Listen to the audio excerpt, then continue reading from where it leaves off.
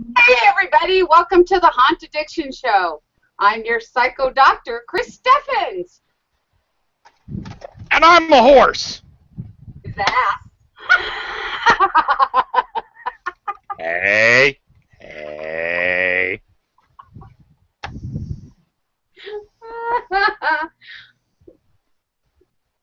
And I'm here to flash. Yeah. Oh. We can't hear you. At least you can hear me. I'm Mr. Ed. And we are the Haunt Addiction Show. We are crazy. No. welcome, welcome to the show tonight. We are so sad that Tater with Foggy's Fog couldn't make it. Damn it, Tater. But, Tater keeps having an eye problem. Yeah. He's egotistical. But Tater will be on August 24th, 7 p.m. Pacific Standard Time. So be sure to click in, check on us, whatever it is. We're still going to do it. Think of your questions for Tater, because now that will be your chance to find out, do you, what kind of fog machine do you need for your haunt, questions for haunt, fog, juice, scents, whatever. Tater's the guy to ask. Tonight, since he couldn't be on, we're doing a question and answer session. So, we will be having people pop in here and there. Not sure who they will be. It'll be a surprise. But if you have questions, know that our show is specifically designed for you, the home haunters. We're bringing you the how-tos. So if you have specific things that you want to know how to do, or problems, or need to know where to find something, let us know. We're here for you. Without further ado, Troy, what do you have for us? Or sorry, the horse's ass. What do you have for us today? Anything?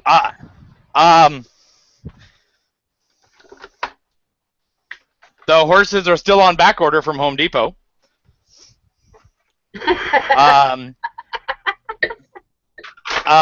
Target is supposed to be rolling out their in-store Halloween stuff this week. So check your local stores for that. And my mom told me today that all of the Michaels stores now have Halloween stuff because her Michaels has Halloween stuff. Local stores for that. So Dr. Chris Steffens. Why are you watching yourself again? Because I look so damn hot. Oh my god. Well, good thing I have control over this chat. So, let's see. What else in the world of Halloween is going on? Today is National Rum Day. Oh, that is a fantastic day. Fantastic day. Rum is great. Mm-hmm. You should all drink rum. Or, I just want to tell everybody that this is probably going to get me into trouble, but I have had this bottle of White Christmas. It's rum and brandy, and this is how much I've drank of it, and it's been here for a long time. So I'm going to drink some of it tonight because I need to get rid of it. Sorry, folks, he said the C word. I know, because I need to get rid of it because I need to get some black Halloween or black pumpkin, some kind of rum that's Halloween. Why don't they have that? So maybe somebody out there needs to start a rum company that is for Halloween. But I'm going to drink some of this tonight so we can get rid of it. Well, in the tradition of that, cheers. Woo! No, cheers. This sucks ass. Fuck Christmas. Oh, whoa, wait. I know. If it tastes like that, there we go. I know. He really just say fuck Christmas, Mr. Don't Christmas tell Becker. Don't tell Becker. He'll get all mad at me because we're the Christmas buddies. Let's see what else. I did hear about this one thing. It's actually two things, and it's going to be a completely shameless plug on Jim's part. That in October, in the first weekend in October in the Northwest, there will be pro haunt tours, and you can go to NW. Heard nwhaunters.com for tickets. You get 3 haunts in Portland and 3 haunts in Seattle, $80 each, VIP access with a bus, a chartered bus that has leather seats and DVD players, and music from Sinful Audio will be on those buses.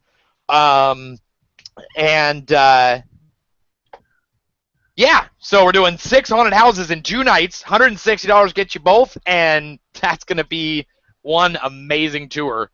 I'll be on both, Jim will be on both, so that'll probably ruin the plans of anybody else going, probably, because, you know.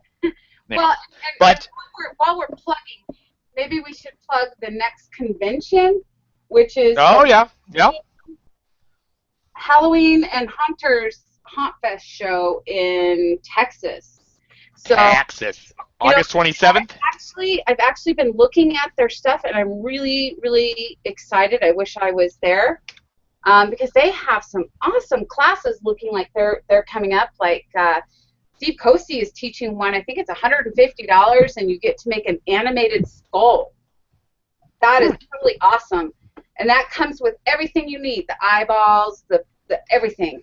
And then I saw today that they're doing another one that's on silicone mold making, and you get to keep the silicone kit and everything, and I think that one's like $160. So if you guys are looking for another convention to go to, that one is coming up really soon. I'm sorry. I believe it's the last one of the year. I believe you're right, and I'm not sure those dates, but I think it's this next weekend coming up. Yeah, it's the 27th. It's the 26th, 27th, and 28th. Are you sure? Because Sandy yes, because it's Ashley's birthday. Now. Ashley's birthday, see? So be sure to check them out. You know, I'm sure they're going to have some great classes. And, you know, I kind of want to, while we're waiting for some questions or whatever, I kind of like to touch a little bit on some things that I've seen. I know that there's been some hunters out there a little bit disenfranchised about conventions and costs, etc.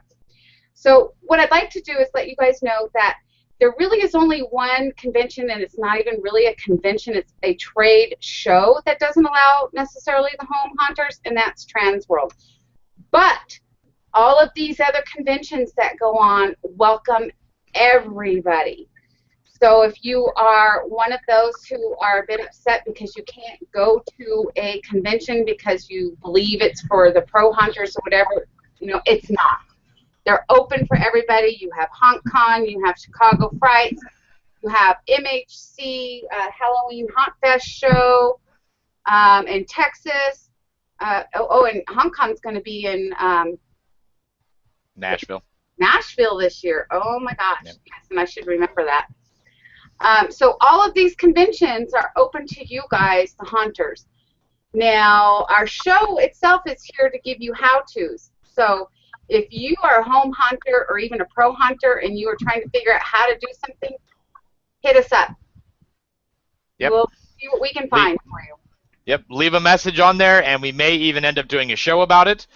Leave us a comment or a message, PM one of us, and we will figure out, we'll find some how-tos, maybe even have somebody, if we can find somebody who is making the item, and maybe they can come on and show us. I do know that personally, I was just at a tombstone making class last weekend with Becky Newman of Witch Creek Cemetery in Gresham, Oregon, and I filmed the whole thing. And it will be our first how-to show. And the date of release will be to be determined, but my plan is to get it out before Labor Day weekend, so you can spend Labor Day weekend making tombstones. It took us about 4 hours to make tombstones. One couple did it in about 2. So from start to finish, epitaph and everything. We did use knives and the sponge painting and hot knives and heat guns and all that kind of stuff. So those are also some things we're going to start doing. Is not necessarily live shows like this, but we're also going to do how-to videos and kind of more do it as a special for different how-tos. So if we may start randomly picking how-tos we see on the internet and people maybe that are making items right now that are willing to videotape it and then debut it on our show. So those are kind of some of the things that we're thinking of in the future. And a little bit later in this episode, we'll talk about some of our future episode plans. Not who, but what. I'll leave the who a secret. Yes, Yeah. and in answer to Scuba Spook, which I believe is Tim Thompson. Tim Thompson! Yes. Yay! Yay! So did Tater have an eye infection, and is that why he didn't come on tonight? Well, like we said, Tater has an eye problem. Yes. His It's all eye about him. problem is so bad he couldn't see his way to come on to the show tonight. Ba-bum, boom, boo. But that doesn't mean we're not continuing. The show must go on. Yes. You guys also see that there is a new podcast going on. And he was actually starting it tonight. I believe that's Scott Morrow. And he is starting another podcast for haunters. And I know that he was going live tonight. He was talking with Leonard Pickle on HauntCon Radio. It's I'm looking it up right now to find it out, but I believe they're just calling it. Not sure. Well, if anybody can tell me what Scott Morrow's show is now called, it's a new podcast, hit us up, let us know, and we'll get that information out to you. But I believe what I'm seeing is called HauntCon Radio, the live podcast. Very cool. Jim, what are you seeing over in your world? Anything good? Seeing any Halloween stuff coming out? I'm starting to notice that, some of the stores up here in Washington are getting stuff out. Michael's has definitely gotten their stuff out. We're starting to see Spirit Halloween stores start to get their storefronts ready, and Home Depot and Lowe's both are slowly getting their stuff out. And Big Lots has been getting stuff out. Yes. I have not seen too much here in my side of the world, and I'm in Reno, Nevada. I am not seeing anything. You're in the middle of the mountain. Is that what it is? Yeah. Are we going to be the last to come to the table? Probably. Yeah. That's okay. Always save the last because we're the best in the West. Yes. Yes. Let's see. What else? I do know that the Legendary Haunt Tour, for another haunt tour option for you on the other side of the country, is in Pennsylvania this year. And they're doing 2 different haunts. And I probably should have been totally prepared when I said that. It's kind of rude of me to just blurt out something and be like, so figure it out for yourselves. Or text us or go to our page and post it under this and let us know.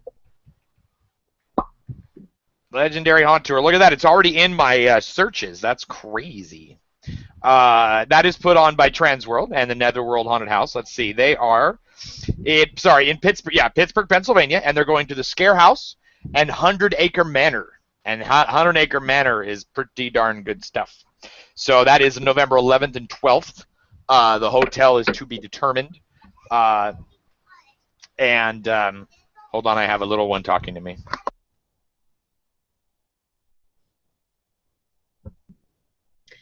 Hey, Troy, Okay, I'm back. do you happen to know what that special code was on our last show? I do, Chris, and I would love to tell you what that code is to go to ilovefxmakeup.com or ilfx.com. It is Haunt Addiction. I don't remember what he said the promo code amount was, but probably 10%. And that is good until the end of August, the 31st. So if you don't go and get it, then you're paying full price. So for all of those 7 watching us right now, you have that code before we put it out on our page tomorrow. And if you didn't get it, it's in the video that we did with Mike Murray of I Love FX Makeup. Now know that in that video we talked about I Love FX Makeup and exotic lenses. So if you have not watched it, go and watch it. It has great makeup, some great tips on contact lenses. But that code will get you 10% off on I Love FX makeup. Great stuff. And I hear he's got some new lines coming out, and he may pop in tonight. We'll see. Yeah. But awesome stuff. So be sure to get that. We will be posting that tomorrow. We've kept it kind of secret where you had to go and watch the video. And that's kind of how our show will work. When we have people who come on, if they're offering a discount code, you actually have to listen to the show in order to get it before we'll put it out. Yeah. But get it now because Halloween is around the corner. So you gotta hurry. Last time I checked, it was. Yeah, I know. It seems like the time is going so fast. Is everybody building? Let us know what you're building. Show us some pictures. We want to see what y'all are doing. Yes, Dave. I did hear that Home Depot. I heard 2 weeks, and that was about a week ago. So I think some stores might be rolling out. This is for the Home Depot stores. Some stores might be rolling out later on this week or next week.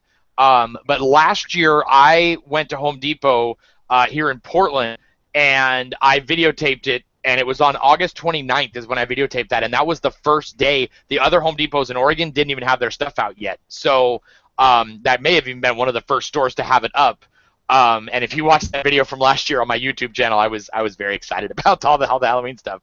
Obviously, as we all know, Home Depot has completely taken this Halloween thing to a whole new level with that horse. I actually did try to get a hold of Home Depot to ask them some questions for this show, and they politely replied with, "We are not able to do your Q&A request at this time." So I will answer for them and say they looked at this horse and said, "Holy shit, that's a big horse. We should put that on there for $200. Nobody will buy it." And then the next day, some guy was walking around the warehouse, hit a button accidentally, and their website went live on an accident on that Thursday. And then 700,000 haunters went and bought this stupid horse. It's not stupid. And my wife called it stupid, but it's not. And they were blown away, and they took it down later on that night. It then popped up again, went down again, went up again. People got it. Some people didn't get heads. Janine Gilroy, Jen Hunt Smith, she did not get a head with her horse. Other people got 2 horses or parts of horses, but many of us got full, complete horses. Tim Thompson, as we just talked about a few minutes ago, he is fully on his way to making an animatronic one here in the next 5 to 10 minutes. That's how fast he's going with it. It already moves. I think something already on it moves, and then the fog comes out of his mouth. I don't know. He might be popping in to talk to us soon. Maybe he could show us what else he's done. Maybe he's made removable horseshoes or something for it now. But so yes, Home Depot has really taken this. Tim's way better than that. You know that horse learned his shit already. Yes. And so we also have, they have a lot of good offerings this year for their Halloween stuff, but also Target. It was kind of under the radar a little bit. They did release their stuff online almost 2 to 3 weeks ago.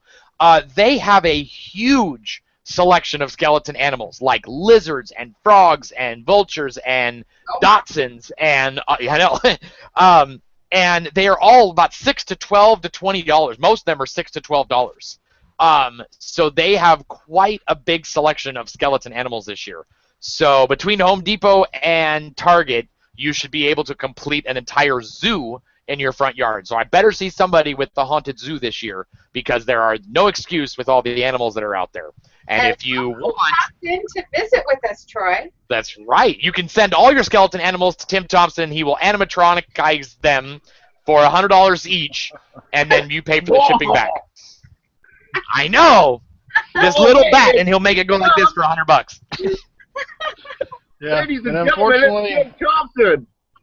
and I have a 3-legged horse now. So do I. Welcome to our show. Thanks for stopping in to talk to us. How are you doing tonight? Doing fairly decent. Ran into some issues on building a prop last night. Went to go animatronic the legs on this horse that I've been working on, the Home Depot horse. And unfortunately, I have a big box of cylinders. I don't have the right cylinders. And also I didn't take in consideration how many pneumatic valves it was going to take to run this operation. So, needless to say, eBay has taken a lot of my money, and so has China. So, Missing pieces or got extra pieces? no, I mean, I've actually started hacking this thing up and started looking at, horse skeletons, how they're supposed to be positioned as far as the bone movements and stuff. And actually, I cut off this piece of it because that was supposed to be a movement point of a hinge, but in reality, this is also a hinge too. So, all y'all horse lovers, you already know this, but all these pieces are hinged, and it makes it rough on making it bend correctly. But so far, the horse, it rears up on its hind legs, and so now I just wait for the valves and cylinders to come in, hopefully within the next week or two, and get this thing fully animated and out shopping for a saddle right now. Just a cheap, old, decrepit saddle, It did fit a skeleton horse, so it doesn't have to be nothing fancy, so hopefully I can find one. Now, how are you supporting the horse? Because I know that, I have it. It's sitting in the box right next to me. But I know that it's not, that backbone is not very thick at all. Obviously it's hollow plastic. But how are you supporting it with all that animatronic stuff? It's being supported kind of similar to a 2-bar lifter, except take out one of the bars. And so I got one main rod, still square tubing that goes from pretty much the tail section all the way up to the neck section. And so that is actually doing the whole support of the skeleton back frame. And so, I got my cylinder laid in a completely different position. I'm trying to eliminate the frame itself from being visually seen. Right. And so the cylinder, typically you would mount the cylinder up to the lever point, and so I don't want the cylinder to be seen. And so the cylinder is actually sitting on the very bottom, and it's running a pulley system. So what's lifting the whole mechanism up is a steel cable connected up to the pneumatic cylinder. And so I'm trying to keep all of the steel stuff out of sight, because I think I'm going to put this out in the front yard, and I just don't want it all that visible, Are you videoing some of this stuff as you go to kind of release and show people what you're doing? I'm not doing a how-to, because it's pretty much a, let's just see if this works, and if it does, all right, it worked, So, so far, the lifting mechanism, it worked. The blowing the smoke out the nostrils, it worked. The leg piece, it's not working quite yet, but I got faith that it will turn out well before it's all over with. This $200 horse is going to wind up costing a lot more than $200 before it's over with, I'm sure. Now, you're building a haunt as well during this, right? Like you're still doing, you have your display and everything, right?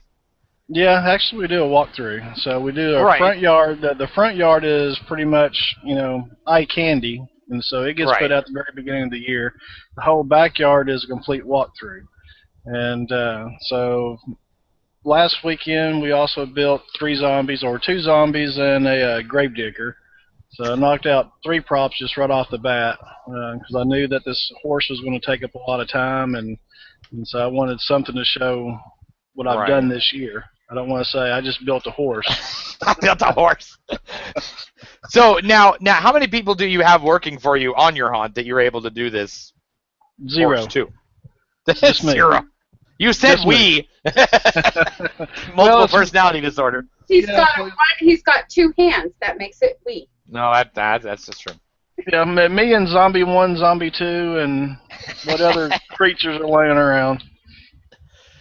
Well, that really puts everybody else to shame. So if you have more than 1 employee, and you're sitting there going, man, I just can't get this done, just remember Tim Thompson. He built a horse and a haunt. So there you go. Something that's really impressive, Yard Haunter 5, Steve Reeves. If y'all have seen his horse that he started working on, he actually bought a real skeleton horse and is assembling it piece by piece, and so that is just amazing. You know, everybody's got these Home Depot horses. You know, a lot of people's got them, but Steve is actually building his as a full-blown horse, and I got to give him all sorts of kudos and credits. That horse using the regular bones from one, that's going to be, first of all, it's going to be awesome, but secondly, it's going to be really super heavy. Yeah. Well, I might not move that. Mike Ross says, only God can build a tree, but Scuba can build a horse. An animatronic horse. Now, Scuba, are you, and we're not going to go into talking about your board because that's going to be for a show coming up another time, but are you going to use your board to help maneuver the pieces on this horse, or? Oh yes, of course. Yeah, the board, it'll probably wind up taking 2 controllers to actually operate it, because I think it'll actually have a lifting mechanism.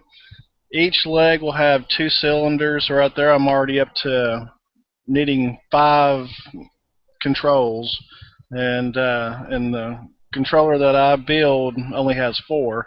So I'll probably wind up daisy chaining 2 of them together. Oh, right. Because I still plan on making the head turn side to side. I'll probably use horse reins to do that. So I'll connect the reins up toward the chest area, up to some sort of motor, possibly, or even pneumatics. We'll just have to see how that goes.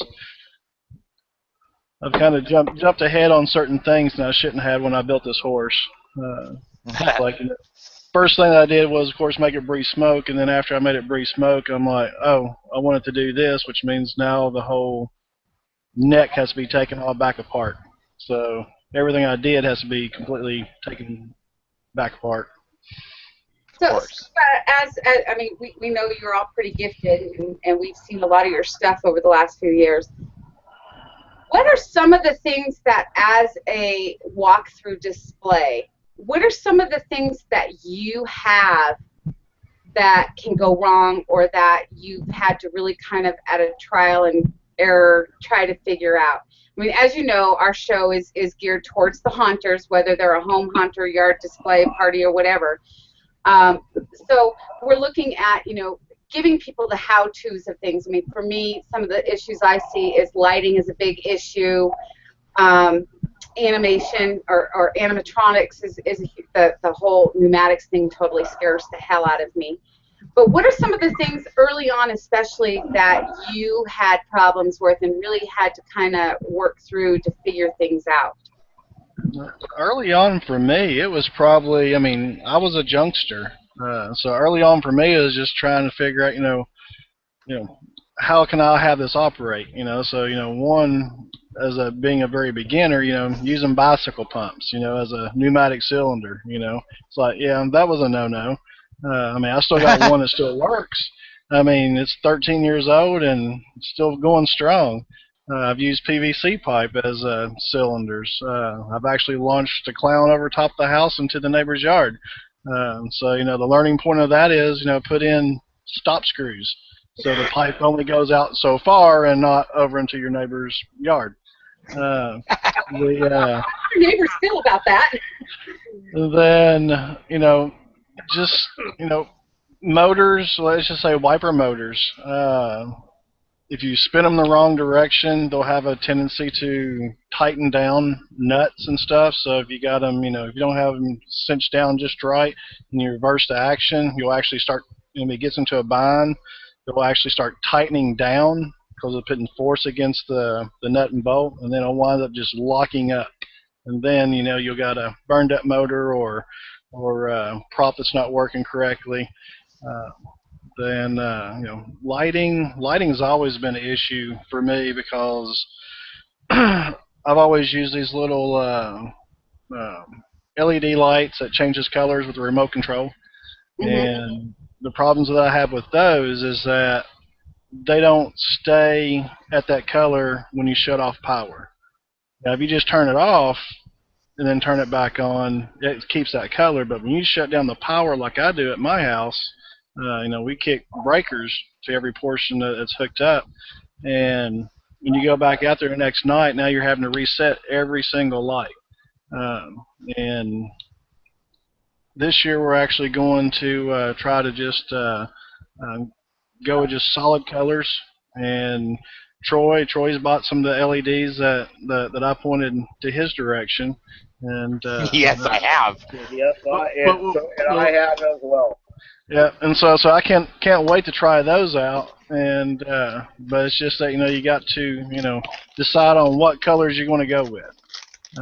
There's sometimes it's like those little LED lights that have the you can set it to all three colors at once, so to speak. You don't really want a white, but you just kind of want a little bit of red, a little bit of yellow, and a little bit of green, and what that does is it actually brings out all the colors in that particular prop. So say for instance I have a headless horseman. He's kind of in a dark outfit. He's got red blood splatters on him and got a few other little colors. Well, if you just put red on it, you don't see all the other colors. If you put blue on it, you don't see all the other colors. And so again, it kind of got to like mix all the colors together so it all pops. And you really don't want a white on it because white just makes it white and just doesn't look as good. Rain is always an issue. We've been rained out 3 years in a row. So I'd say, during the yard hunt, just make sure that, everything is fully encapsulated, sealed up pretty good.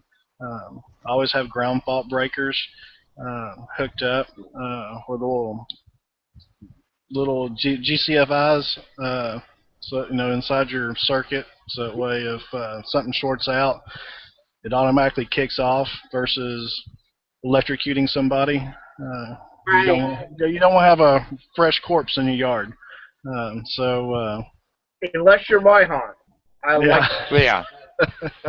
And do you also recommend checking every outhouse, hen house? What other houses does Tommy Lee say in that movie that's playing behind you? Yeah. Check Everybody all the knows houses. The Fugitive. Yeah, check all the houses. To what Scuba was talking about with the LED light that he's going with this year, it's this plasma LED, and it's a waterproof housing, and it's just a little plasma LED, and it's they're about $5. I think they're like $3 to $5. But we're not saying where to get them because we want all of them first. Yeah, I thought Troy was going to buy them all out from me.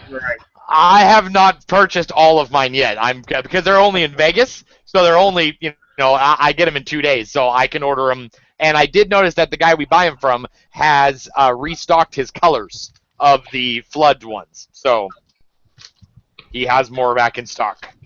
But yes, these are on eBay. I actually did find a website that actually carries them too, and I have it bookmarked somewhere. But it's if you want to look for these, they are called plasma LEDs. And they do run 9 to 16 volt, it says, and on the DC, and then 9 to 12 volt on the AC. And they definitely, one of the coolest things about them, like the reason that me and Jim went and bought them, I actually bought them the night we were talking to Tim, was that when you look at the LED when it comes out, there is no edge. It just the edge of the light just fades away. And so there's not, you don't see that defined circle in a lot of the LED spotlights that are out there now. And so it's a real nice, it is a true flood where you can't really find the edge. You just all of a sudden don't see light anymore. That is going to be great. I'm actually going to use them on my facade to uplight them. I think they'll look fantastic as uplighting. And I actually use them on my back patio right now. They light my patio. So they do a fantastic job. Yeah, so and for that, they do light up his patio pretty good. Yeah, they do. I've been out there before. I've seen it. So for you guys watching us, or view this video later, be sure to post on our Facebook page under this video. What are some of the issues you have as a home hunter, or if you do a yard display? What are some of the issues that you have, and what would you like for to see us maybe cover and give you some how-tos on. We want to hear from you, so be sure to post. Or No, product no- knowledge, if there's anything you want to know about products, companies you've heard of but you haven't heard too much about, you can, any of those, and any show ideas, send them our way. We may even have you on as a guest host to help us, do that show with us. I will say, one thing for anybody that's new to hunting or new to pneumatics is that when you purchase like these solenoid valves similar to this out of China, remember that these fittings are not American thread. They're called a thread called BSPTs, and the only place you can get those are pretty much off of eBay, and most of them are coming out of China. So that's just one thing to remember about these particular style solenoid valves that comes out of Hong Kong and China. They do not use American threads.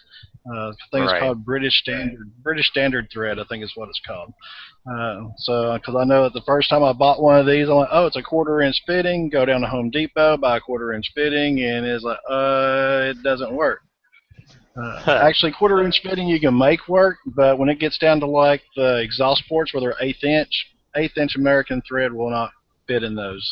So then you're sitting and waiting another 30 days to order some out of China. And so it's best off to, when you buy the BSPT fittings at the same time. That way you'll get them at the same time roughly out of China. Yeah. And that actually kind of leads into one of the other things about this show that we're going to do, is that we're not necessarily, we're not going to be sitting there going, hey, only buy your stuff from this store or this store or this store.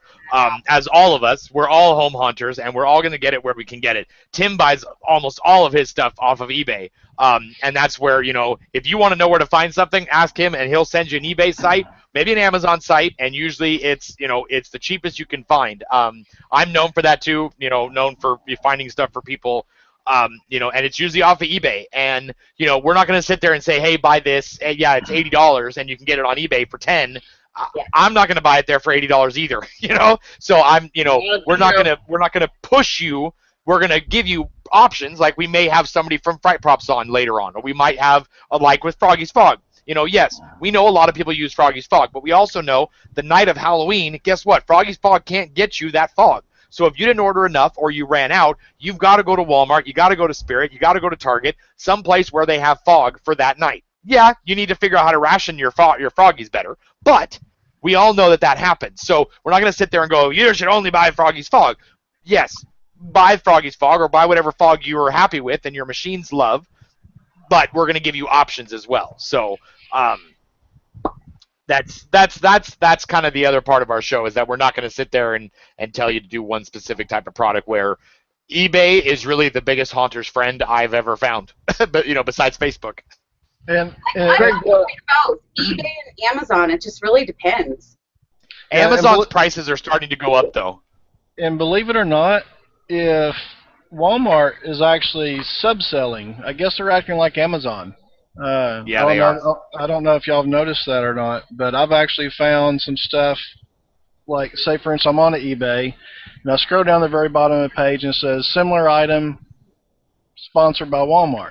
So I click on, I go to Walmart's site, they had the exact item, but actually cheaper than what they were selling them on eBay for. And I bought probably I'd say the last 5 things that I bought from Walmart over the internet has been stemmed because of eBay, and it wound up being cheaper than eBay, which was very, very surprising. Just like I don't know if anybody's ever built the like chain link fence type of stuff. You got to use like a special connector, like 3-way or 4-way type of special connectors to make actual square fence. And and typically those PVC connectors are meant for, like, say, furniture. It's furniture grenade. Yeah, so I think a company called FormuFit actually makes those fittings. If you go on eBay, you find those fittings. Say, for instance, I found some that was $15. And then I went to actually FormuFit's website. It was the same price, $15. Just by chance, I typed it in the Walmart site. It came up, say, $3. And I got free shipping. So Yeah. I actually was able to get the same item from the exact same company, except it's being delivered through Walmart, and I got it cheaper. So it's also something else to check out sometimes. Is check out Walmart. Of course, always shop around. Just don't always think that eBay is the cheapest place. I'll spend hours searching. Mike Ross actually has a couple questions. One, Spielman, maybe you can answer this for him. Sound blocking, keeping audio from bleeding through the whole haunt. For me, another one, powering a large open area without having cords run everywhere. Run them on top. Run them on top. Yeah, well, it's the bleeding. I'm very poor on sound. Sound is where I like it the most. I've got all sorts of speakers, all sorts of sound equipment, but it's just one thing that I always fall short on actual installing. There's probably one area that I might have sound, and it may be inside the Clown 3D area. Where they got like 8 different rooms inside the Blacklight area, and I would just point the speakers in opposite directions of each other. That seems to work well in that particular area. Then the cords, I did a video one time on cords that if you actually run too much power off of a cord, you'll actually start losing power. And just to give you a simple scenario, I had a bunch of 100-foot cables connected up. I don't know how many I had connected, but I had a lot of props running off of it, like lights and fog machines, and I had a particular prop that just didn't work. Go out and test it. Yeah, it wasn't working. I bring it in the garage, and it worked. Go back outside, didn't work. Bring it back in, it worked. And I finally tested the voltage on the power cord, and where that particular prop was, the voltage has dropped down to like 80 volts. And that's because everything else was pulling from it, and also from such a large length of cord was out there, it just dwindled. So it's almost thinking, having a long coffee stirrer trying to drink water out of it. You get too many people drinking out of little straws off of it, you're not going to get as much. But I'd always say, try to run as little as wire as possible, but have plenty of hookups. And would you also say that it's really important to not measure once but twice for things? Yeah, I should have did that with my horse leg.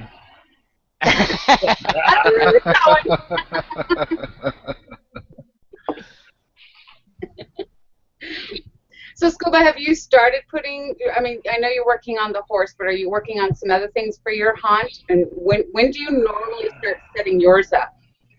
My wife would not allow me to set up until 1 October. So I've even tried to bribe her with buying her a swimming pool, and that did not work. So she doesn't have a swimming pool, and I don't get to set up no earlier. So 1 October, that's when stuff actually, the fencing for the front yard actually gets brought out, because that's the easiest to get to. And so once I have the front yard completely fenced in, everything else just starts getting pulled out of the buildings. Here in my workshop here, I have a bunch of stuff upstairs here off to the side of me, and it's not in no chronological order. It's not like all the zombies are here or all the werewolves are over here. It's just it had to get stacked like a Chinese container. So you wouldn't say that you keep all your zombies in a closet like somebody we know? Yeah.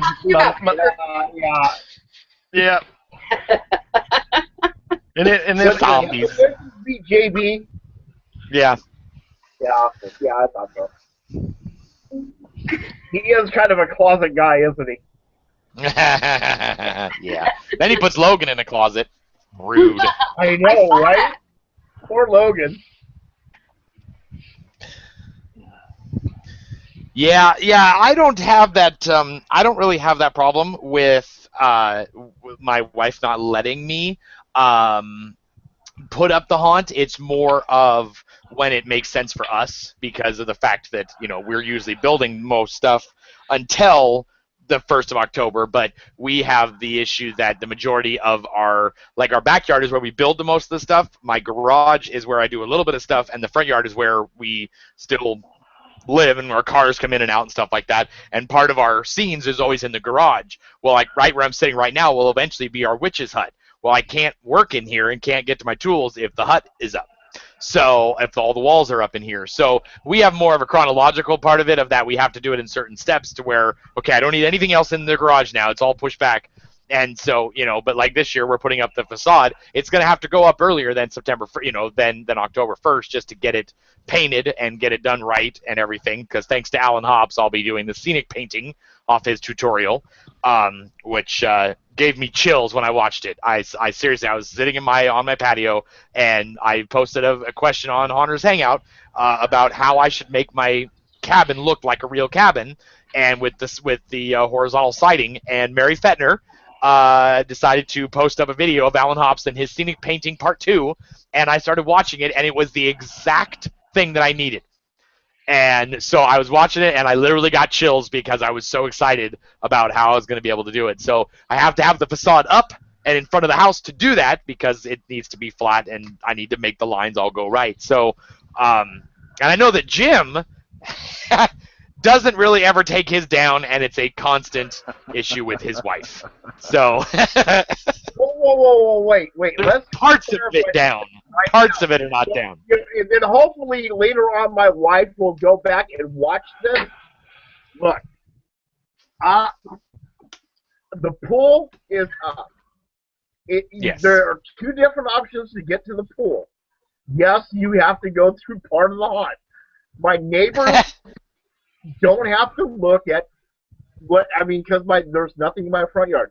Now, I'm not saying one side of my house, the haunt is still up. The backyard, half pool, half haunt. The backyard is still up. The pool's there. If I had it my way, the pool would have been in the front yard, but I didn't get to have it my way. That would have been awesome. And the thing is if I would have had, if I took it all down in the backyard, let's see, I would have had to start building or setting up stuff about 2 weeks ago. So, fortunately, I'm a little bit ahead of the game, but if I don't get cracking soon, I'm going to be behind real fast. So, sweetie, with me working graveyards, I'm very happy that I didn't take it down. Sorry. Yeah. I'm sorry. But with working graveyards and stuff like that, I'm very happy right now that there's still a lot of stuff up from last year. Although I do got to take one wall down because I did get some drop panels from somebody I know that lives in, Wood Village, Oregon, who might just happen to be on the show right now. I'm not going to say any names, but thank you to that person for letting me use your drop panels because I got some plans for those this year. And I have to build, I don't know who that guy is, but I have to build 2 more two more drop panels for another haunter locally. So she gets to keep those, though. You don't get to keep the other ones from that awesome who gave you those. Well, Becky Newman. Actually, you can keep them for 2 years because I don't think I need them next year. We'll see. Yes, Becky Newman from Witch Creek, who I mentioned earlier. She's getting 2 of my drop panels. Yeah. Oh, that's 2 times she's been mentioned tonight. Wow. So, we're in charger now. For people that have the question of where do you store your haunt, I've got a solution for you. I have your answer. Leave it up. Don't store it. Just leave it up like I do. And just remember, well, if you live in the state of Washington like I do, in the Seattle area, it rains a lot here. If you leave it up, you do not have to spend time aging it because the weather here will beat it to death and age it for you.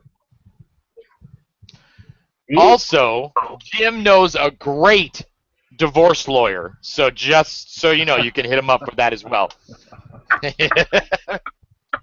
Oh wait, yeah. Well, It's called 1-800-DIVORCE.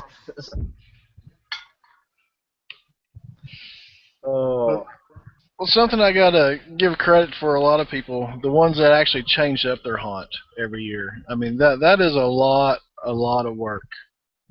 That's something that Yes, it I is. don't do. I just continue adding, because I figure eventually one day I'll have enough for an actual scene of something. You know, it's like, say for instance, I bought a witch years ago. I was like, okay, I got one witch. Oh well. You know, and after 13 years now, I got quite a few witches. Now I can have a witch scene. But actually, just go out and build a whole witch scene one year, and then get rid of it. Like Troy gets rid of his stuff or refurbishes it, and then turns around and builds something else. Builds a hotel another year. Or we got people that build Alice in Wonderland type of themes this year, and Yep. and it's Saw like, that. oh my God, I couldn't even, imagine building a brand new haunt. I mean, like Goth Blooms. I mean, they build pretty much a brand new haunt every year. I think this year they may go with the same theme as it. No, they're taking this year off. They're taking this year off. Yeah, they're not doing it this year. That hotel was 2 years in the making, pretty much, and they did a lot of it 2 years ago, and then they perfected it with the elevator last year, and rightfully so. They won awards for it. It was fantastic. But yeah. I mean, that's probably the only advantage to us. I mean, well, there's two advantages to changing it up every year, like we do. Is one, haunt storage. I don't need any because I don't keep a lot. Like the walls for the motel were pallets on one side and fence siding. So it was basically pallets in the middle, fence siding or fence posts on the outside, and then the inside was the old wood wall paneling. Well, I kept the wood wall paneling. I burned all of the fence wood, and I actually sold the pallets, because you can resell pallets back here for $2 or $3 a pop. I had like 40 pallets in that haunt, so I made about $80 just by selling back the pallets. I gave back all the other stuff. I repurposed stuff back to Craigslist, and I kept a few things here or there. But the majority of it I didn't keep. So my haunt storage is actually pretty low because I don't need to keep it. Like this facade, we are going to keep it because we already have plans for next year. We already have our theme picked out. We already have it's all drawn out and everything because I got really excited last weekend about it. So we're building this facade in knowing what we're going to do for it next year. So I'll have the facade for 2 years, and then I'll probably gift it to somebody, because I won't need it because I'll do something completely different in the third year. So it challenges you to do something new every year, where like you're being challenged to find out what something new you can add to your haunt, which is virtually the same challenge. I'm being challenged on what a whole new theme I need to do within the boundaries of my yard. Where like some people like Mary Fettner, she has a huge amount of space that she can't even fill. And I know you have some space out there too. So it's, you have more of like where I don't have a lot of space. So I have to think smaller, and that's one of the reasons that we have changed up. But we started that from day one because we had people that kept coming up with different ideas, and I didn't want to stifle my employees because I wanted them to have their say, And so we kind of went around the room in January and said, well, what should we do this year? And a bunch of ideas came up, and then one just sparked everybody's, creativity, and we ran with it. But I know there are other people out there who do it even more intense than I do. But but I mean, even stuff like what you do with changing, even where scenes are, changing, what is in the scene or adding new things, those type of things can be just as challenging because you had it all set up, you had everything going, you had all your wiring in the right spot, you took forever to lay it all out, and then next year you're like, oh, I should put that over there, which then changes like 4 other scenes behind it and how you did all of it, So yeah.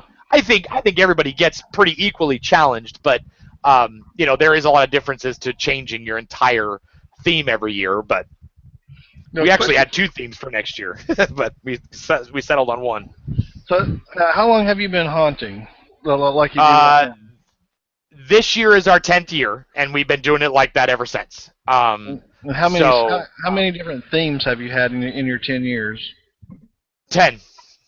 10. We've went from the first no, to be honest, the first 2 years we more added we never really had like a full graveyard and then went to like a scenes. Like our first couple years we went with we had like a graveyard and we had a couple of easy ups with things in it. We had a guy roasting on a fire and then I was in there chained up, and we had a mausoleum that a guy with a chainsaw came out of. Thinking back now, there would never probably be a chainsaw guy in a mausoleum, but Then the next year we built some more scenes. We had a girl in a bed. It looked like The Ring. She was sitting there in the bed. There was dolls everywhere, and her husband was actually in a toy chest as a stuffed animal, but then he moved every once in a while. And we had them eating people. We had an exorcist. So we kind of moved along a bunch of different themes in the scenes. We never redid a scene. So we started virtually from year one. Everything that was in year one was either not in the same spot or there was a completely different thing in that thing. Then we started going with themes where we started a town and we had a butcher shop and a candy shop and we had a grocery store, and all that kind of stuff. And then the next year after that we came here, and I had I had moved here in August, so I had like zero time to do it. So I just did a little cemetery with a gate in front of it, and we precursor to having a funeral home. And then we did the motel, and now we're doing a haunted, or we did a full-blown cemetery last year with the hearse. And then this year we're doing the haunted forest with the witch, and next year we're doing something super top secret. So do you always keep... It's not super top secret because I know what you're doing. Yeah, it's not to your first few people, yeah.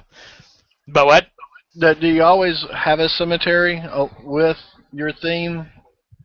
Or do you just focus on your point. theme? I have had tombstones. I put a few tombstones out when I did the motel because there are plenty of motels that are built close to cemeteries. And with the funeral home and with the with obviously the hearse and stuff.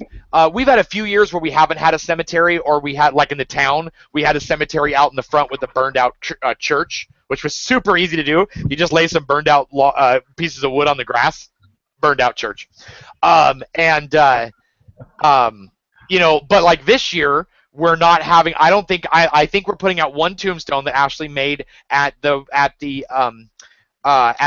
class last week, because it's actually going to have our logo on it, and it actually talks about a forest. So we're going to put that out in part of the yard, not in the forest. We'll probably put it on another side. And then next year we won't have a cemetery at all because it won't call for it. So plus, we have so much wind out here, I can't have foam tombstones very much. They rip up, so everything out here is wood and over-engineered so it withstands the wind, and foam tombstones just don't last. Just make them just make foam tombstones weigh as much as mine. Yeah, I'm okay. All of mine are stored in a little thing back here. Mine started out like at 6 or 7 pounds, and now they weigh 40. But yeah, there's enough monster mud on there. But then when I made monster mud, I also added sand to it, so it just added a lot of weight to it. Yeah. So that's actually not a bad idea for a show. Maybe later on next summer is a monster mud show and tell. Have somebody do a monster mud thing for everybody, and maybe some different ways to cover things, foam coat, things like that. That's not a bad idea for another show. I just kept adding sand to mine. Does that mean we have to take that show outside so that we can really get into it? What do you mean? Oh no, I'm not. No. Somebody else can. I haven't done monster mud yet. I'm sure right now your garage door is open, so technically you're outside anyway. It is open a little bit, yes. It is open, yes. Well, earlier you mentioned Alan Hops, and his latest video that I watched was him making a snake out of this pipe insulation. And so I came home last night with this from Home Depot, and the wife's like, "So why do you have pipe insulation?" I said, I watched this cool video of Alan Hops making a snake out of this stuff. And I'd like to say that was because Mike Ross actually posted on, I think, Hunter's Hangout, asking what's a great way to make a bunch of snakes. So Alan Hops responded with that video. Yeah. And basically what my remark was to her is that, Alan Hops, he made this cool looking snake, he laid down this stuff to make the scales, and he did the head. I said, but unfortunately I got a feeling that mine is still going to look like pipe insulation after I'm done with it. I'll give something to try once, but I got a funny feeling that mine will still look like pipe insulation and not a snake. Because it's all Well, in the details. It's all Oh, in the yeah. details. Well, if you look at Bob Kowal, who does the infestation ones, he did that big giant praying mantis the what did he just do? He just got done doing There's no big wasp or well, something. yeah, the wasp, and that was one of the things that he actually did was he could not figure out how to make antenna, and he used Alan Hops' video for the snake thing to make the antenna for his wasp. So yeah, Alan Hops is probably the reason a lot of us are broke during Halloween time and all the other parts of the year. So I think we all need to send him a bill and a big thank you card. Because if it wasn't for his Wednesday shows and just his his availability to haunters and his ability to literally have the exact thing you're looking for in a click away on YouTube. And that's one of the things he actually talked to me about at West Coast is he said when you're making how-to videos or when you're making videos on YouTube at all, that if you want them to be searchable, don't put like Scare Hollow Vlog 7/15/16 blah blah blah blah blah. If you're doing a how-to video and it is on your vlog channel, that's fine. You don't have to date it, or you can put it in the description of the date, but you want to put what the how-to is. So, like on this, I put down QA chat with hosts of Haunt Addiction.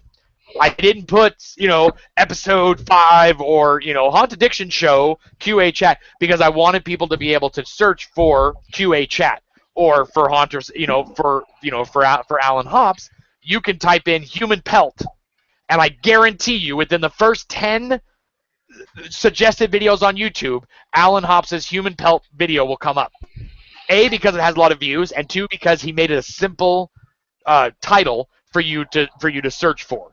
And then of course tags, the meta tags and all that kind of stuff you can put on your videos help as well. But that was one of the big things I took away from him at West Coast was to simplify your titles of your videos so that people can easily find them, because otherwise, if they're not subscribed to you, they're probably not going to find it.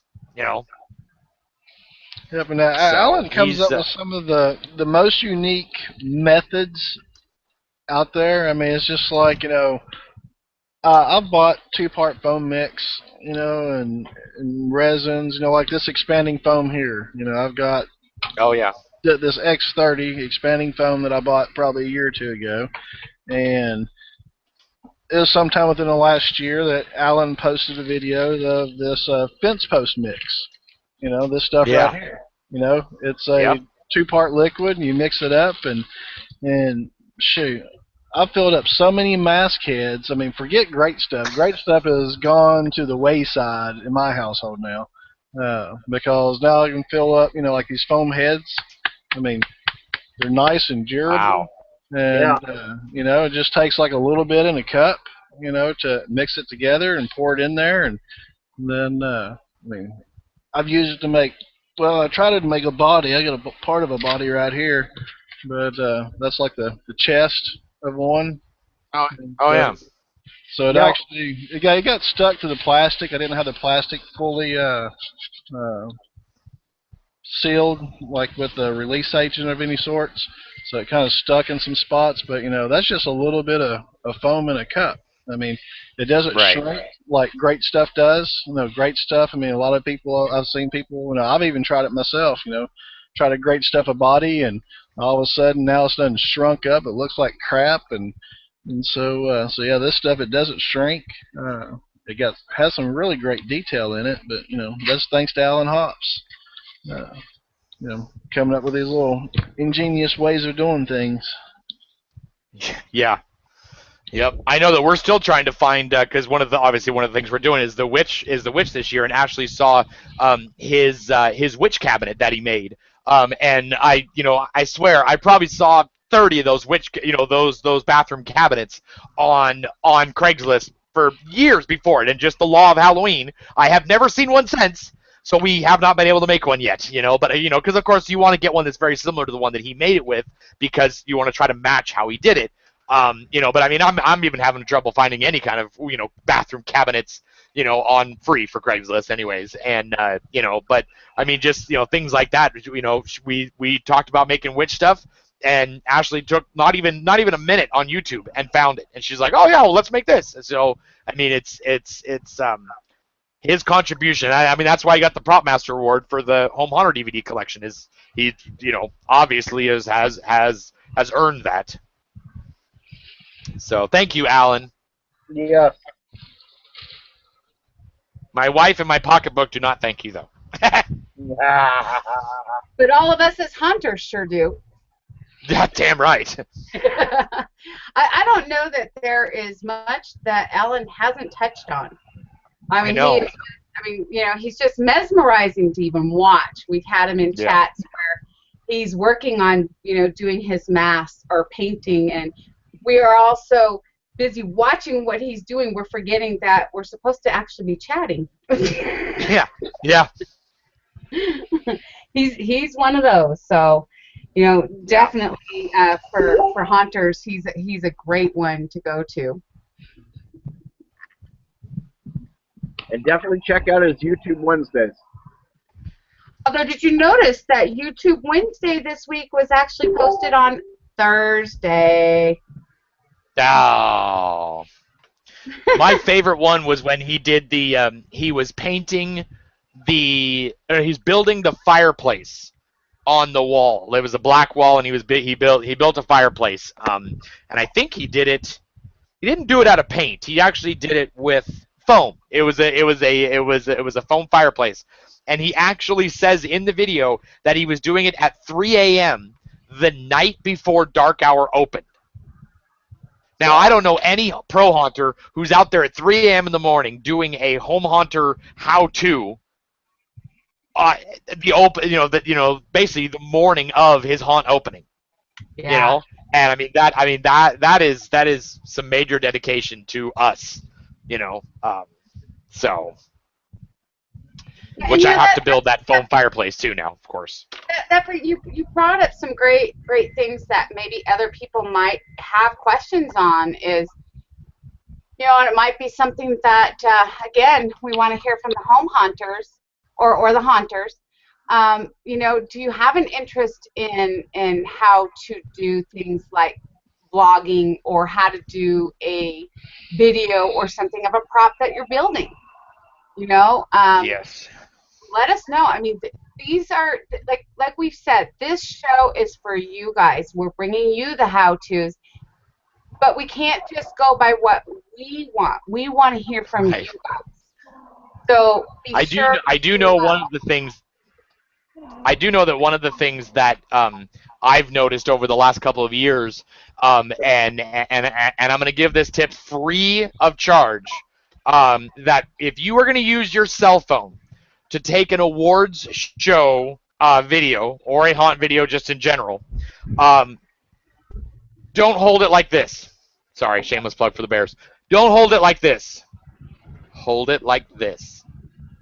You do it like this, the video comes out regular screen and everything. You hold it like this, it comes out looking like a cell phone video, looking like you're taking pictures of an arrest at Walmart. Okay, and the video is terrible. It shakes bad, and the lighting isn't good on it. I mean, granted, cell phone video is not the greatest, anyways, but it's better than no video. I will tell you that. I mean, we definitely still want to see video, but if you're holding it like this, it's really hard to watch because you have all this space on both sides that you don't get to see, and whoever can figure out how to get that blur, like on the news, how they have the blurred sections on both sides as well. That's annoying. But I don't know how they do that because obviously it fills the screen. So I think they just dub the video over and blur it. But if you do it like this, it'll come out like a regular video camera. It'll come out widescreen. It'll look good on YouTube. It'll look good on award shows, on DVDs, all that kind of stuff. That is one of the biggest things that I saw on the Dead with Dave Awards and the Home Haunter DVD collection was that a lot of people took the vertical videos. And I'm not going to say that it's going to hurt your chances.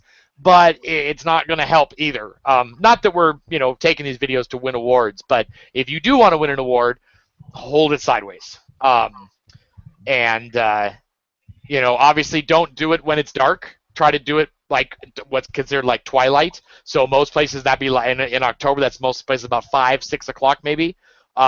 Take some daylight video, things like that. I do know that video is kind of a big, part for haunters that we're all not necessarily scared of, but we don't like. We don't have the time to do a lot. A lot of us don't have the time, but you learn over time. Actually, I'm the one who makes the videos for this show, and I've actually been learning over the past year, doing a lot of other media type things. I've been learning as I'm going and doing trial and error and stuff. And the way I'm making the videos for these shows is different than I make other videos. So obviously, trial and error is a great way to do it, but I was just gonna that's say something that. I mean, a lot of us as haunters, I mean, that's the biggest thing is it's trial and error. Yeah. We all, we've all failed at something we've done. Well, we've also all succeeded in something we've done. So it just takes time. Horse. Yeah. I mean, and I think that's something that might be lacking at the conventions. So if you know how to do great videos, or how to get, kind of teach people how to do great videos, whether it be vlogging or actually taking a video of your haunt, it might not be a bad idea to maybe submit to some of these conventions your idea for some haunt videography classes. To kind of give people, maybe pick a few people who around you that go to the convention that might want to do a panel. They can kind of tell people what they use, how they do it, maybe show some examples, things like that. Because the conventions are a great place for all of us to get together, and see each other. I mean, it's kind of hard to do a video class on video on the internet, so it's a little harder to do that. But it's definitely something I want to try to do for this show, is to try to do do a video panel sometime. So that should be coming down the pipe eventually. Yeah, maybe get some other haunters who've done videos. And we definitely know of a haunter that definitely does he does a daily vlog. So. Yep. Yep, and I know like Mike Ross was talking about social media too, and Right. that's some of the and I think that's some of the discussion that we need to have is is how is the industry changing, and not necessarily right now, but we are all seeing some changes in the industry. So that would be a great discussion, but in particular, oh my gosh, where did my thought just go? Never mind. Let me go back to drinking. I do know that some of the other ideas we've had for shows.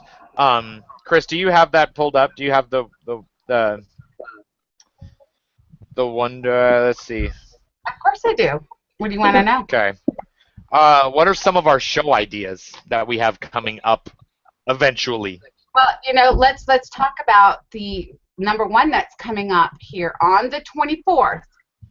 As you guys have known, that tonight was supposed to be Tater with Foggy's Fog, but Tater ended up with an eye problem. We're sorry, Tater. You really need to get that under control. Yeah, Tater. So that show has been postponed now till the 24th of this month, 7 p.m. Pacific Standard Time. That will be a great time to get information about your fogs and stuff like that. Somebody's having... Oh my gosh, all of our phones are going off, so there's some kind of an emergency going on. In Vegas? Or Reno? No, in Reno. Hold on, I gotta check. It's hot! It's hot! Yeah, go find out what your emergency is. So yes, Foggy's Fog, August.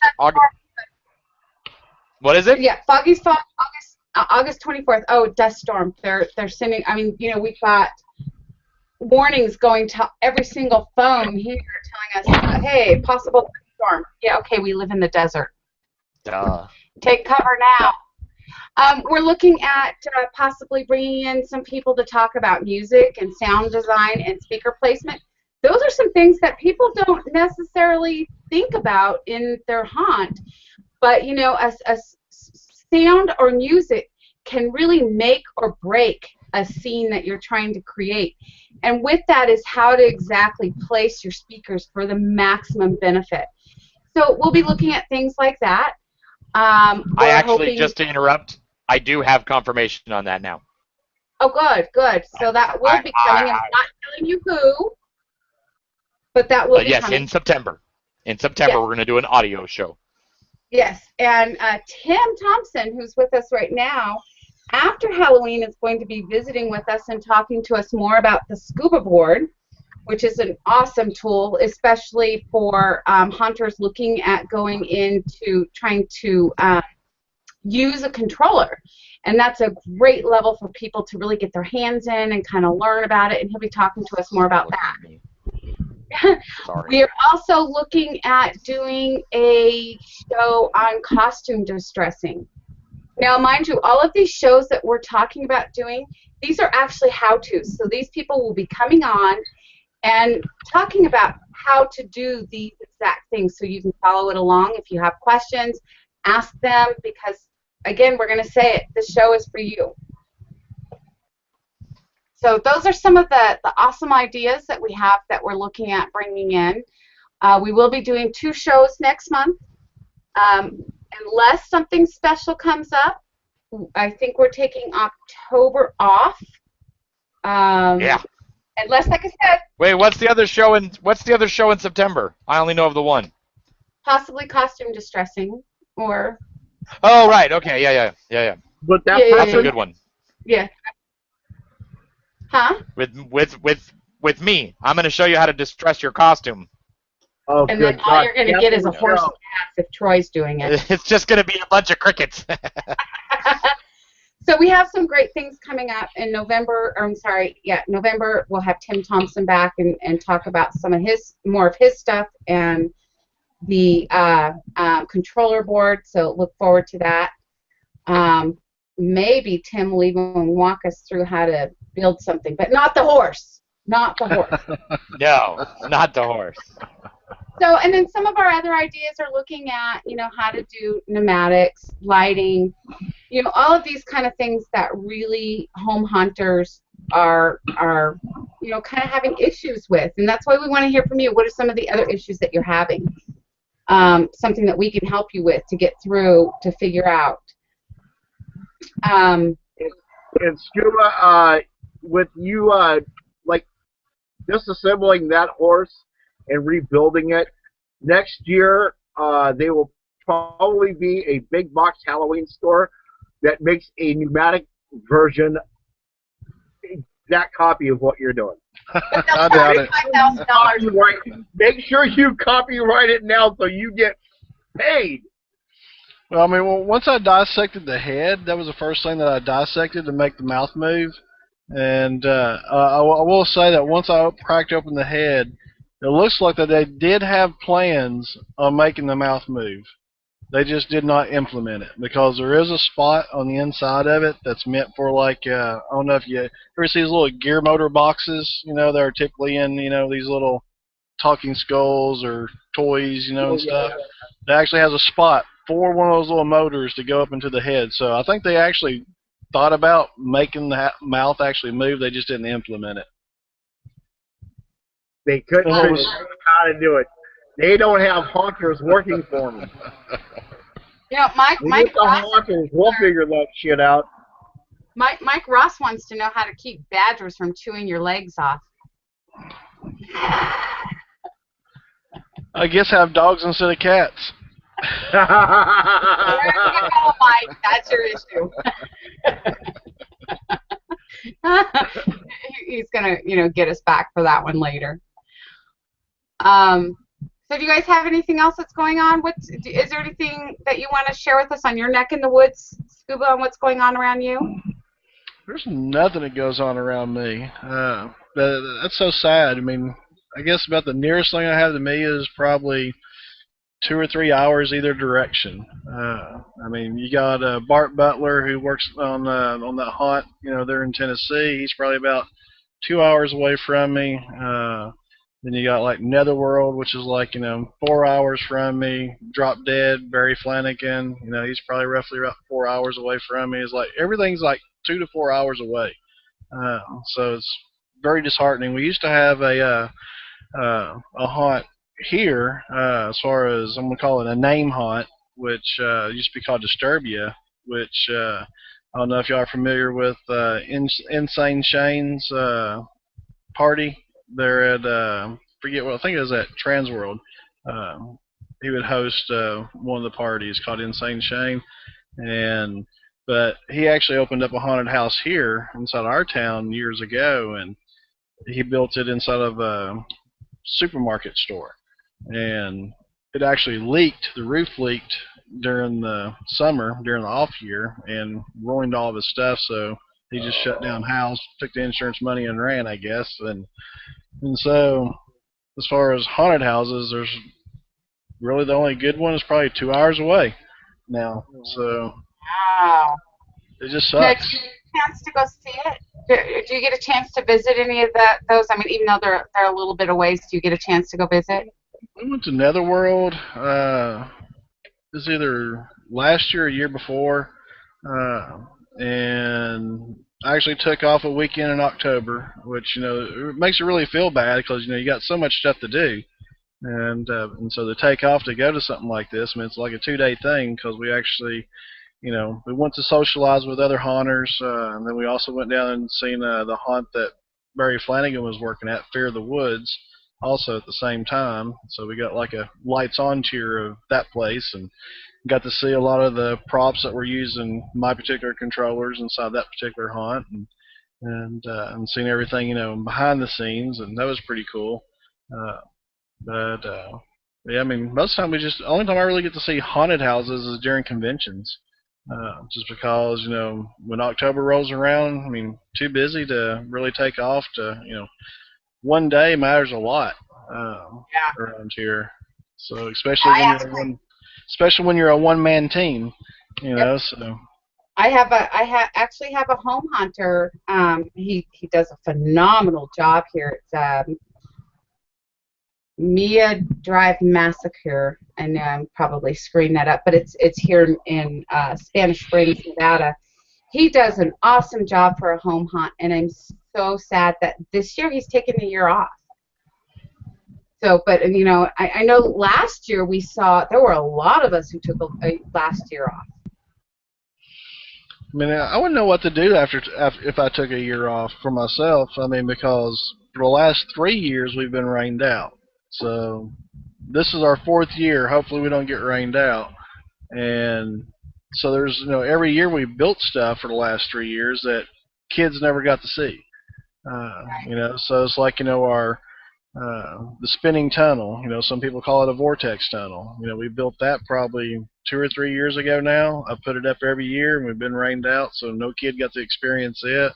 The 800 square foot 3D blacklight area, nobody's got to experience that. I mean, that takes like a full couple of days to set that thing up. Right. And then like last year, I think the newest thing last year, we built like a front facade of a witch house that it's 2 stories tall, and nobody got to see that for Halloween. And so hopefully this year, there'll be the oh wow factor for the trick-or-treaters. And when we was talking about videos and taking pictures, I will say, just because you got a fancy camera doesn't mean that you can take great pictures. I've seen great pictures taken with, low quality stuff. It really has to do with the lighting that you got going on. Troy really nailed it right on the head that somebody told me many, many years ago. The best shots are taken right at dusk or dawn. When you still got the little bit of the backlighting, but you can still see the lighting of the haunt. Don't procrastinate. That's another issue. It's night pictures or night video. That's another tough one to do. Yep, and don't procrastinate like I do. I always say I'll take a video later. I'll take pictures later, and it's like say for the last 3 years. I've said it for the last 3 years. I'll do it later, and then later I wind up getting stormed out, and everything is blowed over or something happened, or day after Halloween it all comes down. So it's like shit. I should have took pictures a week ago. instead of saying I'll do it later. I think my last video I ever did was probably 3 o'clock in the morning walking through my haunt because it's quit raining, and it's like it's the only time I had to do it because the very next day it's all coming down. I mean, that's one bad thing about living in the HOA neighborhood is that, you know, they want that front yard down quick, you know. So you know, the front yard, I mean, everything in the front yard has to be, you know, pulled to the backyard or put up, you know, immediately. And then once I hit the backyard, you know, disassembly, you know, comes a little bit slower. But yeah, you know, take pictures often. I mean, even though you might have, you know, half your yard set up, go ahead and take some pictures of it, you know, with the good lighting and stuff on it, and then, you know, take more later. You don't want to wind up saying, "Hey, show me some pictures of your haunt," and you're like, "I didn't get any," you know. So some are better than none. Right. Yeah, I agree. It's just night pictures are really a challenge for me. But we're about to end our show, and we're going to post the live link. So if you go to our Haunt Addiction Show Facebook page, you can get that live link and come in and visit us. Before closing, I want to say, first of all, thank you, Tim Thompson, for coming in and visiting with us. Thank you, Scuba. Otherwise, people are going to have to sit here and listen to Troy's bad jokes all night. I know. Scuba, you saved us tonight from, you know, having to listen to Troy all night, so thank you. Yes. I want to remind everybody that next week, August 24th, we will have Tater on here to talk about fog machines, juice, scents. So get your questions ready and let's shoot him at Tater. I mean, you know, he's really great with these machines. Has a lot of information. So now is going to be the time to pick his brain. If you need to know, you know, well, how do I figure out what size wattage machine I need for my haunt? He's the one to ask. In addition to that, look for us in September. We'll have a show on audio placement, music, speakers. That will be another great one for haunters. Be sure to go to our Facebook page and post questions to us or things that you want to see on our show. This is your show.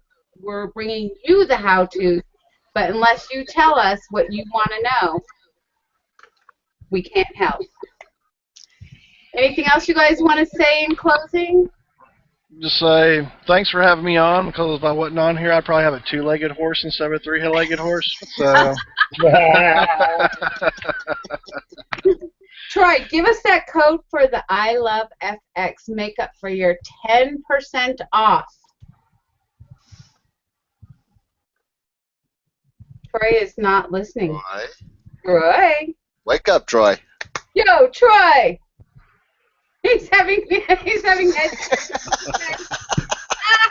Technical difficulties again. I believe that code is Haunt Addiction, and that is 10% off. Go to the I Love FX makeup page. Get your makeup today. If you're not sure which one to get, go back and watch our YouTube video, and Mike gave you a lot of information and a lot of tips on the different makeup products that he has, as well as exotic lenses. What's Troy telling us here? Because apparently he can't.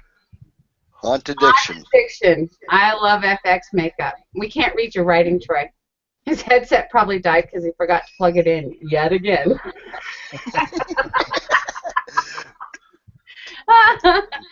We love you guys all, and we look forward to seeing you soon. Have a great night. Have a good night, guys.